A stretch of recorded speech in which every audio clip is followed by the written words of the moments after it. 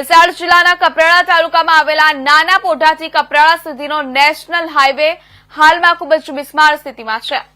વડદેવી, માંડવા, કુંભઘાટ સહિતના વિસ્તારોમાં રસ્તા પર અનેક ખાડા પડ્યા હોવાથી વાહન ચાલકો તેમજ મુસાફરોને ભારે મુશ્કેલીઓનો સામનો કરવો પડી રહ્યો છે। રોજિંદા આવન જાવન કરતા લોકો અકસ્માતના ભય હેઠળ મુસાફરી કરવા મજબૂર બન્યા છે। ખાસ કરીને સ્કૂલ જતા બાળકો, દર્દીઓ અને રોજગારી માટે જતા લોકો માટે આ રસ્તો જોખમરૂપ બની ગયો છે।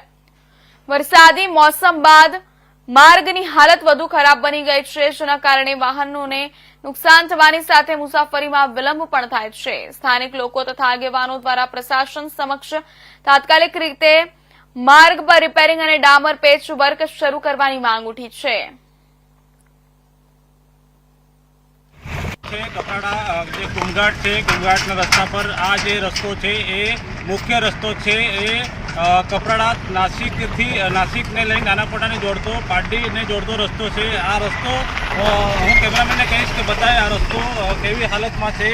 જે આ રસ્તો છે એ મોટાભાગે મુખ્ય રસ્તો છે અને અહીંયાથી દરરોજના હજારોની સંખ્યામાં ગાડીઓ પસાર થતી હોય છે અને જે વાહન ચાલકો છે, વાહન ચાલકોને હાલાકીનો સામનો કરવો પડતો હોય છે।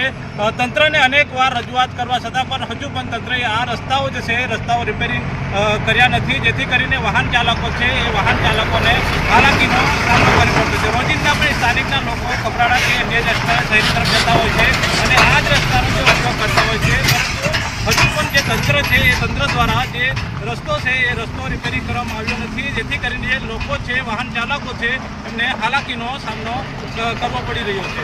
આ રસ્તો વહેલી તકે રિપેરિંગ કરવા સાથે જે વાહન ચાલકોની માંગ ઉઠી છે। Jagdish Bonge, India News Gujarat, Kaprada.